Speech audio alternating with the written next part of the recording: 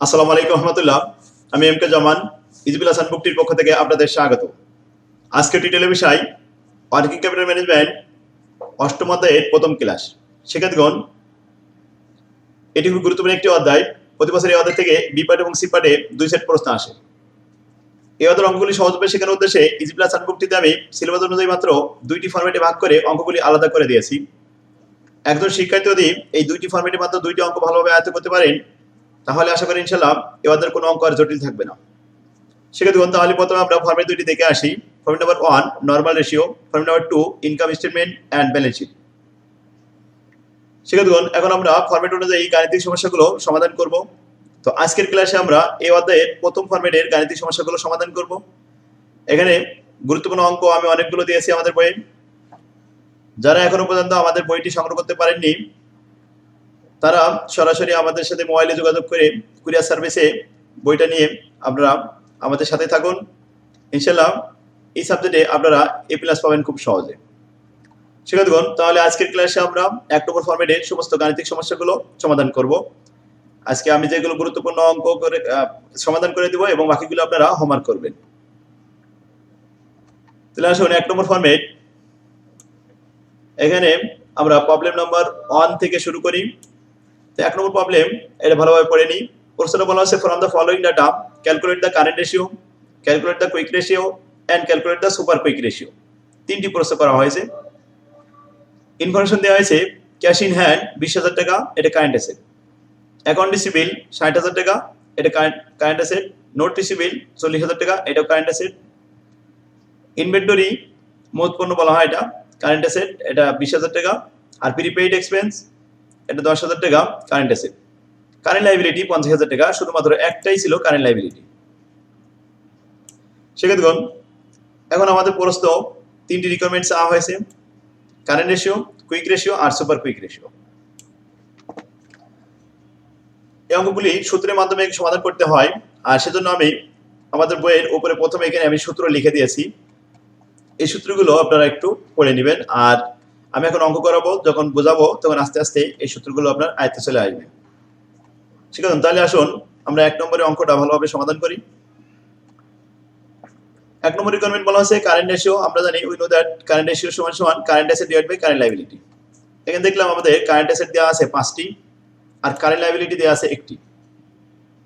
তো উপরে আমরা 5টি কারেন্ট অ্যাসেট পরপর যোগ করে নিলাম: 20,000, 60,000, 40,000, 20,000 এবং 10,000। আর নিচে কারেন্ট লাইবিলিটি লিখলাম 50,000 টাকা, একটাই মাত্র। উপরে যোগ করে এসে 1.5 লক্ষ টাকা, 1,50,000, আর নিচে অনলি 50,000 টাকা। 50,000 টাকা দ্বারা 1.5 লক্ষকে ভাগ করলে আসে 3।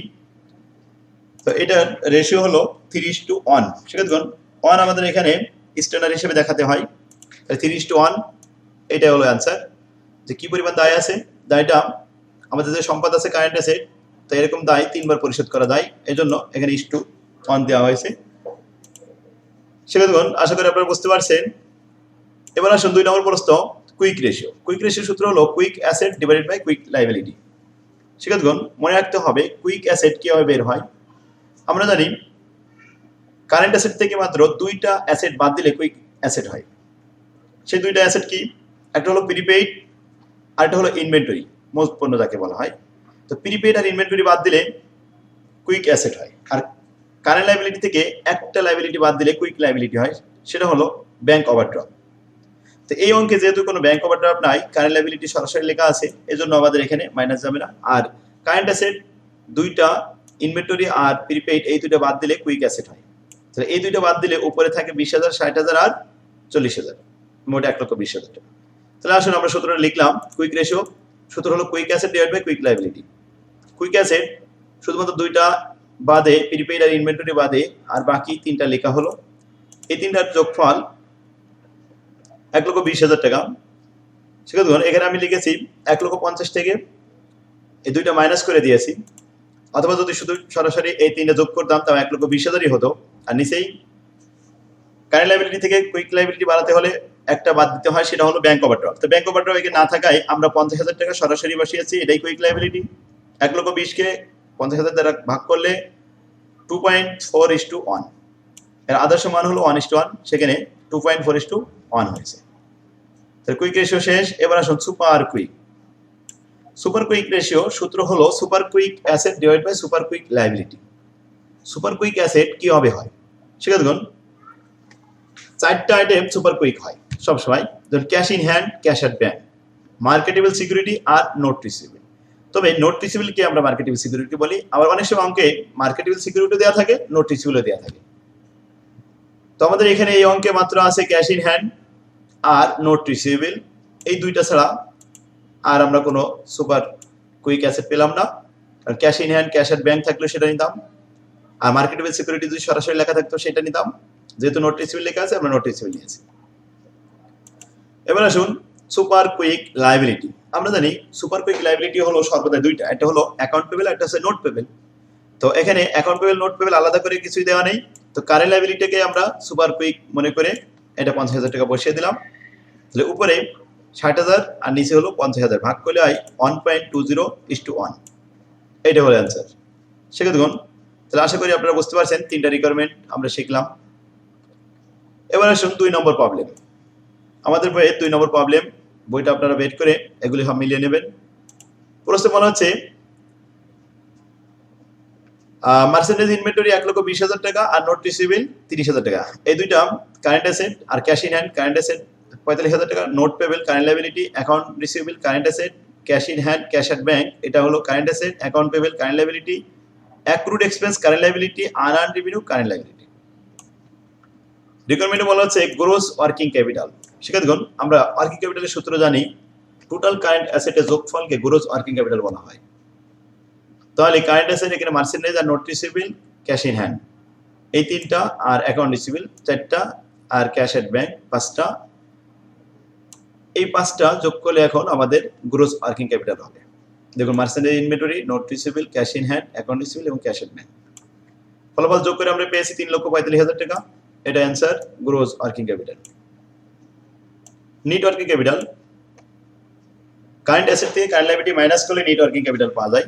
তো কারেন্ট অ্যাসেট মোট যোগফল হয়েছে 3,45,000, আর কারেন্ট লায়াবিলিটি আমরা দেখেছি আনআর্নড, অ্যাক্রুড, অ্যাকাউন্ট পেবেল এই তিনটা, আর এখানে আছে নোট পেবেল চারটা। এই চারটা আইটেম কারেন্ট লায়াবিলিটি, এটা যোগ করে আমরা পেয়েছি, আর সেটা বাদ দিয়ে এখানে ফলাফল আসলো কত, 1,02,10,000 টাকা। এটাই answer, net working capital. Net working ক্যাপিটালের সূত্র কি? Total current asset minus total current liability. 3 নম্বর বলা হচ্ছে current ratio, current asset divided by current liability. Asset আমরা পেয়েছি 3,45,000, আর লায়াবিলিটি আমরা এখানে এই চারটা যোগ করে যেটা পাবো এখানে পেয়েছি 1,35,000। সেটা দেখুন, 3,45,000কে 1,35,000 টাকা দ্বারা ভাগ করলে 2.56:1। তাহলে 2.56 এটা পাওয়া গেল, 1:1 তুলনা করলাম আমরা। তো আমাদের কুইক কারেন্ট রেশিও আমাদের ফলাফল বের হলো। এবার আসুন 3 নম্বরের পরে 4 নম্বর অ্যাসিড টেস্ট রেশিও। এই অ্যাসিড টেস্ট রেশিওর নাম হলো তিনটা, quick ratio, fire acid ratio এবং অ্যাসিড টেস্ট রেশিও। আরটা নাম আছে, চারটা নাম আছে, লিকুইড রেশিও বলা হয়। তো এখন আসুন acid asset divide by acid liability. সেটা দেখুন, অ্যাসিড অ্যাসেট কি? তাহলে অ্যাসিড অ্যাসেট মানে কুইক অ্যাসেট। তো কুইক অ্যাসেট হলো টোটাল কারেন্ট অ্যাসেট থেকে বাদ দিতে হয় প্রিপেইড এবং ইনভেন্টরি। তো এই অঙ্কে আমরা দেখেছি যে মার্চেন্ডাইজ ইনভেন্টরি আছে কিন্তু কোনো প্রিপেইড নাই, যার কারণে আমরা একটা বাদ দিতে পারি। কারেন্ট অ্যাসেট মোট 3,45,000, এখান থেকে আমরা বাদ দিব মার্চেন্ডাইজ ইনভেন্টরি 1,20,000, বাদ দিলে আমাদের অ্যাসিড অ্যাসেট পাওয়া যাবে। আর অ্যাসিড লায়াবিলিটি, কারেন্ট লায়াবিলিটি থেকে ব্যাংক ওভারড্রাফট বাদ দিতে হয়, কিন্তু এই অঙ্কে কোনো ব্যাংক ওভারড্রাফট ছিল না। 5টা লায়াবিলিটি ছিল কারেন্ট লায়াবিলিটি, সেগুলো হলো অ্যাসিড লায়াবিলিটি। এখন আসুন 3,45,000 থেকে 1,20,000 বাদ দিলে 2,25,000 থাকে, আর নিচে 1,35,000 আছে কারেন্ট লায়াবিলিটি, এটাই অ্যাসিড লায়াবিলিটি। ভাগ করলে আসে 1.67, এটাই অ্যান্সার, 1:1। সেটা দেখুন, তাহলে আমাদের এখানে 4টা রিকোয়ারমেন্ট শেখা হয়ে গেল। এটা আপনারা আজকে হোমওয়ার্ক করবেন, আমাদের বই থেকে কমপ্লিট করে ফেলবেন। এবার আসুন 3 নম্বরে একইভাবে করতে হবে, এটা আপনারা বাসায় করবেন। 4 নম্বরটা খুব ছোট, এটা 2টা রিকোয়ারমেন্ট আছে, এইটা আপনার আজকে বাসার কাজ থাকলো। এবার আসুন 5 নম্বর। If the current ratio of a firm is 3:1, current ratio যদি 3:1 হয়, an amount of net working capital of টাকা 6 লক্ষ, যদি 6 লক্ষ টাকা নেট ওয়ার্কিং ক্যাপিটাল হয়, find out the amount of current asset. তাহলে কারেন্ট অ্যাসেট কত? সেক্ষেত্রে দেখুন আমাদের এখানে একটা ক্লু দেওয়া হয়েছে যে ওয়ার্কিং ক্যাপিটালের সূত্র আমরা জানি, সেখানে একটা মান দেওয়া হয়েছে।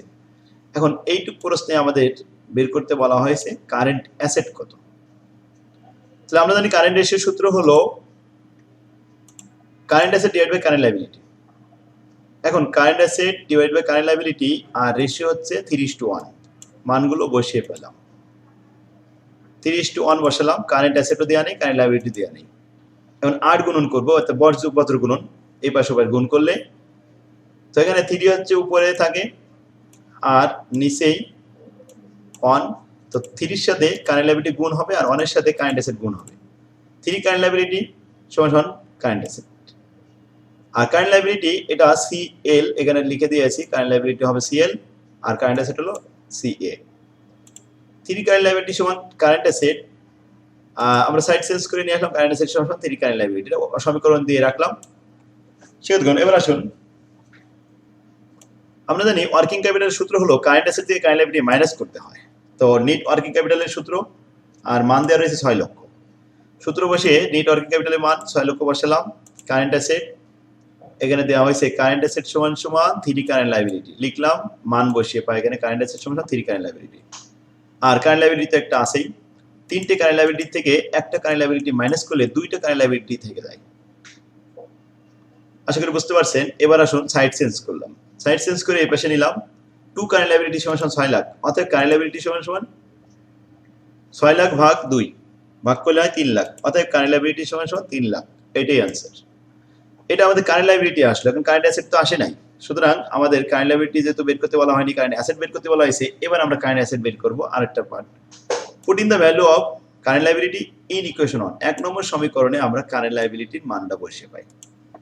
কারেন্ট অ্যাসেট সমান 3 কারেন্ট লায়াবিলিটি, তাহলে 3 current liability, 3 into current liability কত? 3 লাখ। তো 3 লাখ গুণ 3, 3 3 9 লাখ, অতএব কারেন্ট অ্যাসেট সমান 9 লাখ টাকা। এটাই ছিল आंसर। সেক্ষেত্রে আশা করি আপনারা বুঝতে পারছেন। তো আজকেই আমাদের বই থেকে এই 5 নম্বর অঙ্কটা একবার করবেন, আশা করি ইনশাআল্লাহ খাতায় উঠালে এটা কমপ্লিট হয়ে যাবে, আপনারা বুঝতে পারবেন। আর না বুঝতে পারলে আবার ভিডিওটা দেখবেন, যতবার না বুঝবেন বারবার ভিডিওটা দেখবেন, ইনশাআল্লাহ দেখবেন একসময় কমপ্লিট হয়ে যাবে। তো আসুন এভাবে এর পরবর্তী অঙ্কটা আমরা করি। এখানেও আমাদের রেশিও দেওয়া রয়েছে 2:1, আর এখানে 6 লাখের জায়গায় কারেন্ট ওয়ার্কিং ক্যাপিটাল দেওয়া রয়েছে 60,000, আর ইনভেন্টরি আবার দেওয়া আছে। এবার যে আমাদেরকে এখানে কি বের করতে বলা হয়েছে, এখানে আমাদের কারেন্ট লায়াবিলিটি বের করতে হবে, কারেন্ট অ্যাসেট বের করতে হবে, কারেন্ট রেশিও বের করতে হবে। ঠিক আছে, তাহলে আশা করি আপনারা পারবেন। একইভাবে তাহলে 5-এর মতো করে এই 6 নম্বরটাও আজকে আপনাদের হোমওয়ার্ক থাকলো। এবার আসেন 7 নম্বর। 7 নম্বর খুবই সহজ, এখানে 6টা ইনফরমেশন দেওয়া আছে আর রিকোয়ারমেন্ট চাওয়া হয়েছে এখানে 5টা। তো এটা আপনারা বাসায় করবেন। 8 নম্বরটাও আজকে বাসার কাজ থাকলো, খুব সহজ এটা। 9 নম্বরে আসুন। সেটা দেখুন 9 নম্বরটা খুবই ইম্পর্টেন্ট। এখানে এমসি ডোগাল প্রিন্টিং, এখানে আমাদের প্রশ্নটা কিভাবে দেওয়া হয়েছে দেখুন। এমসি ডোগালের ইনফরমেশন ইনকাম স্টেটমেন্ট দেওয়া হয়েছে, হ্যাড দ্য সেলস টোটালিং যেখানে 4 কোটি টাকা। ইফ দ্য ফিজিক্যাল ইয়ার 2014 সালের সাম রেশিও, কিছু ইনফরমেশন এখানে রেশিও দেওয়া হলো। তো কোম্পানির যে ইনফরমেশনগুলো দেওয়া হয়েছে আমরা নিচে একটু দেখি। প্রথম বলা হয়েছে সেলস 4 কোটি টাকা, গ্রোস প্রফিট রেশিও মার্জিন কত? 80%, operating profit margin 35%, net profit margin 8%। তারপরে return on total asset 16%, return on common equity 20%, total asset turn over ratio 2 Times, average collection period 62.20 days.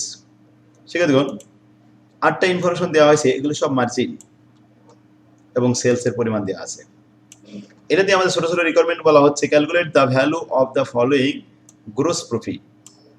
সেক্ষেত্রে দেখুন যেহেতু এখানে সেল দেওয়া আছে, গ্রোস প্রফিটের মার্জিন দেওয়া আছে রেশিও, তাহলে 4 কোটির সাথে 80% গুণ করলে 4×32 3 কোটি 20 লক্ষ টাকা আসবে আমাদের গ্রোস প্রফিট। দেখুন 1 নম্বর requirement, sales into gross profit margin গুণ করলাম 3 কোটি 20 লাখ টাকা, এটা आंसर। 2 নম্বর প্রশ্ন, কস্ট অফ গুডস সোল্ড। সেক্ষেত্রে দেখুন আমরা জানি কস্ট অফ গুডস সোল্ড হয় সেল থেকে কস্ট অফ গুডস সোল্ড বাদ দিলে গ্রোস প্রফিট পাওয়া যায়, আর গ্রোস প্রফিট বাদ দিলে কস্ট অফ গুডস সোল্ড হয়। তাহলে আমরা সূত্রটা লিখতে পারি সেলস মাইনাস গ্রোস প্রফিট। যেহেতু গ্রোস প্রফিট 3,20,00,000 টাকা পেয়েছি, আর সেল কত 4 কোটি, বাদ দিলে এখানে আমাদের থাকে ফলাফল কত, কস্ট অফ গুডস সোল্ড 80 লক্ষ টাকা। এটাই অ্যান্সার। 3 নম্বর হচ্ছে অপারেটিং প্রফিট। সেখানে দেখুন অপারেটিং প্রফিটের মার্জিন দেওয়া রয়েছে, তাহলে sales into operating profit margin. Sales 4 crore আর প্রফিট মার্জিন কত 35%, এতে গুণ করলে হয় 1,40,00,000 টাকা। দেখুন প্রফিট মার্জিন 35% দেওয়া আছে। 4 নম্বর অপারেটিং এক্সপেন্স। সেখানে দেখুন আমরা জানি গ্রোস প্রফিট থেকে অপারেটিং এক্সপেন্স বাদ দিলে নেট প্রফিট হয় বা অপারেটিং প্রফিট হয়, আর অপারেটিং প্রফিট যদি গ্রোস প্রফিট থেকে এখন মাইনাস করি তাহলে অবশ্যই অপারেটিং এক্সপেন্স পাওয়া যাবে। তো আমরা এখানে লিখেছি gross profit minus operating profit, minus করলে আসে কত 3,20,000 মাইনাস 1,40,000, এতে আসে 1,80,000 টাকা। এটাই অ্যান্সার। এরপর আসুন E number, earning available for common stock holders. Earning available for common stock holder, এখানে আমাদের sales into net profit margin. Sales দেওয়া রয়েছে 4 কোটি আর নেট প্রফিট মার্জিন 8%, 8% বলা আছে। দেখুন নেট প্রফিট মার্জিন, তো আমরা এটা গুণ করলাম, গুণ করলে আমাদের ফলাফল চলে আসলো কত 32 লক্ষ টাকা। এটাই হলো earning available for common stock holder equity. ঠিক আছে, এই পর্যন্ত আপনারা বুঝতে পারছেন। এবার আসুন এফ নাম্বার দেখি, total common stock equity. Total common stock equity কিভাবে পাবো? তো দেখুন আমরা ফলাফল এখানে সূত্র লিখতে পারি যে earning available for common stock equity যে এখানে 32 লাখ, এটাকে ভাগ করবো রিটার্ন অন ইকুইটি দ্বারা। রিটার্ন অন ইকুইটি কত 20%, 32 লক্ষকে 20.20 দ্বারা ভাগ করলে 1,60,00,000 টাকা আসে। এটাই হলো total common equity share capital. সেগুন তাহলে আশা করি এটা বুঝতে পারছেন। F number. এবার আছে G number, account receivable. Account receivable turnover বলা আছে 62.2 ডেজ। তো আসুন এখন আমরা এখানে অ্যাকাউন্ট রিসিভেবল কিভাবে বের করব? Average collection period 62.20, sales divide by 365। আমরা জানি 365 দিনে বছর, অনেক সময় 360 দিনেও ধরা হয়, বেশিরভাগ 360 দিনে ধরা হয়। যেহেতু এখানে ফ্র্যাকশন ডেজ ছিল এই জন্য আমরা 65 ধরেছি। সেহেতু তাহলে একদিনে আমাদের বিক্রি হয় কত, এটা বের করবো। তো মোট টোটালি বিক্রি কত হয়েছে 4 কোটি টাকা। 4 কোটিকে 365 দ্বারা ভাগ করলে একদিনের সেল পাওয়া যাবে, আর একদিনের সেলকে আমরা 62.20 ডেজ দ্বারা গুণ করলে আমাদের টোটাল অ্যাকাউন্ট রিসিভেবল চলে আসবে কত 68,16,438 টাকা 356 পয়সা। এটাই অ্যান্সার। ঠিক আছে, তাহলে আশা করি বুঝতে পারছেন। রিকোয়ারমেন্ট যতগুলো ছিল তখনটি খুবই গুরুত্বপূর্ণ। অঙ্কটা আমাদের বই থেকে আপনি হোমওয়ার্ক করবেন, আজকে এটা কমপ্লিট করবেন। এটা খুবই গুরুত্বপূর্ণ একটা অঙ্ক। এভাবে আমরা পরবর্তীতে আবার আসুন 10 নম্বর অঙ্কটা দেখুন, এখানে খুব ছোট, এখানে 5টা রিকোয়ারমেন্ট দেওয়া হয়েছে, এটাও করবেন আজকে বাসায়। এরপরে 13 নম্বর আছে, 14 নম্বর আছে, এগুলো পারবেন, সবই সমান, এটা সহজ, একই রকম অঙ্ক, সব একই রকম। ঠিক আছে, দেখুন 16 নম্বরটা 16 সালে এসেছে 4th ইয়ারে। Current ratio. কারেন্ট রেশিও সূত্র কি আমরা শিখেছি? Current asset divide by current liability. Quick ratio সূত্র কি? Quick asset divide by quick liability. আর ডেট টু ইকুইটি রেশিও। ঠিক আছে, দেখুন ডেট টু ইকুইটি রেশিও 2 থাকলে এটা সূত্র মনে রাখা সহজ। ডেট থাকবে প্রথম অংশটা থাকবে উপরে আর 2 পরের অংশটা থাকবে নিচে। তাহলে ডেট কত টাকা এখানে দেওয়া আছে, ডেট 4,20,000 টাকা। তো আমরা সি নাম্বারটা একটু দেখি। Debt, total debt divide by equity fund. তো আমরা তো এখানে ঋণ করা টাকা ছিল কি কি, সবগুলো আমরা ডেট হিসেবে দেখালাম। তাহলে ডেট ছিল 4,20,000, অ্যাকাউন্ট পেবল এটাও বাইরের দায়, আর নোট পেবল এটাও দায়। তো 3টে দায় আমরা যোগ করে পেয়েছি মোট 5,70,000 টাকা। আর ইকুইটি ফান্ড, ইকুইটি ফান্ড আমাদের কয় লক্ষ আছে দেখুন, শেয়ার ক্যাপিটাল 2 লক্ষ, আর ইনকাম স্টেটমেন্ট এটা ওনার সিকিউরিটি ফান্ড, তাহলে 2,30,000 টাকা। আর জেনারেল ফান্ড, জেনারেল রিজার্ভ এটাও ওনার সিকিউরিটি ফান্ড, তাহলে মোট হলো 2,70,000 টাকা। আর এগুলো ছিল বাইরের দায়, 2,70,000 টাকা ওনার সিকিউরিটি, আর নিচে উপরে আছে কত বাইরের দায় 5,70,000, ভাগ করলে আসে 2.11। তো 2.11:1, এটা ছিল ডেট ইকুইটি রেশিও। এরপর আসুন প্রোপ্রাইটারি রেশিও। মোট সম্পত্তির মধ্যে মালিকানা কত অংশ? তো মোট সম্পত্তি এখানে আছে আমাদের 8,40,000 টাকা, আর মালিকানা সত্য কত আছে 2,70,000 টাকা। তো 2,70,000 টাকা এই মোট সম্পত্তির কত অংশ সেটা আমরা দেখাবো। তাহলে আসুন উপরে লিখলাম ওনার সিকিউরিটি ফান্ড 2,70,000, আর নিচে টোটাল অ্যাসেট 8,40,000। তাহলে ইন্টু 100, এটা পার্সেন্টে দেখানো ভালো। তো 32.14% এটাই ছিল প্রোপ্রাইটারি রেশিও। আরেকটা ক্যাপিটাল গিয়ারিং রেশিও। সেটা দেখুন গিয়ারিং রেশিও, এই সূত্রটা মনে রাখা খুবই সহজ, যে ফিক্সড ইন্টারেস্ট বিয়ারিং। তাহলে fixed interest bearing divide by owners equity. Fixed interest bearing কত? 4,20,000 টাকা। যখনই গিয়ারিং রেশিও বলবে, প্রত্যেকটা বেশিরভাগই অঙ্কে এই রিকোয়ারমেন্টটা আসে। তাহলে fixed interest bearing divide by owners equity fund. দেখুন ফিক্সড ইন্টারেস্ট বিয়ারিং এখানে দেওয়া আছে 4,20,000 টাকা, আর ওনার্স ইকুইটি ফান্ড দেওয়া আছে 2,40,000 টাকা, ভাগ করলে 1.75:1। এটাই আনসার। তাহলে আমরা বুঝতে পারলাম এটা 16 নম্বর অঙ্ক শেষ। এবার 17 নম্বর খুব ছোট একটা অঙ্ক, এটা আপনারা হোমওয়ার্ক করবেন আজকে বাসায়। 18 নম্বর, এটাও খুব সহজ একটা অঙ্ক। শিক্ষার্থীগণ, এটা 14 সালে এসেছে করতে আরে। এরপর আসুন 19 নম্বর। 19 নম্বরটাও এটা করবেন আজকে বাসার কাজ। তাহলে আমাদের বই থেকে এইগুলো আজকে আপনাদের হোমওয়ার্ক দেওয়া থাকলো 1 নম্বর ফরম্যাটে যতগুলো অঙ্ক আছে। দেখুন এখানে 20 নম্বর অঙ্কটা খুবই সহজ, এখানে এডিওতে আসছিল 16 সালে। আর 21 নম্বর অঙ্ক, এটা খুব সহজ, এটাও করবেন আজকে বাসায়। 22 নম্বর অঙ্ক আছে, 22 নম্বর অঙ্কটাও খুব ইজি আছে, এটা করবেন। শিক্ষার্থীগণ, তাহলে গুরুত্বপূর্ণ অঙ্কগুলি আমরা সবই দেখলাম আজকে। তো আজকে আমরা এখানে 1 নম্বর ফরম্যাটের অঙ্কগুলি সবই শিখলাম। আগামী ক্লাসে ইনশাআল্লাহ আমরা 2 নম্বর ফরম্যাটের অঙ্কগুলি শিখবো। তো ততক্ষণে আপনারা ভালো থাকেন, আর অঙ্কগুলি অবশ্যই আপনারা হোমওয়ার্ক করবেন। শিক্ষার্থীগণ, যখন এই ভিডিওটি দেখবেন তখন অবশ্যই আমার বইটা বের করে এই অঙ্কগুলি আপনারা প্র্যাকটিস করবেন, তাহলে আপনাদের খুবই ইজি হয়ে যাবে। একই দিন দেখাচ্ছে, যদি আপনি 2 থেকে 3 বার ভিডিওটি দেখেন তাহলে আপনি ইনশাআল্লাহ, আশা করি ইনশাআল্লাহ আপনাদের কোনো কঠিন থাকবে না, যে কোনো অঙ্ক আপনি সহজে করতে পারবেন। তো এর বাইরে আর কিছুই অঙ্ক আসবে না। তো 1 নম্বর ফরম্যাটে অঙ্ক আজকে আমাদের তাহলে শেষ হলো। আল্লাহ হাফেজ, আসসালামু আলাইকুম ওয়া রাহমাতুল্লাহ।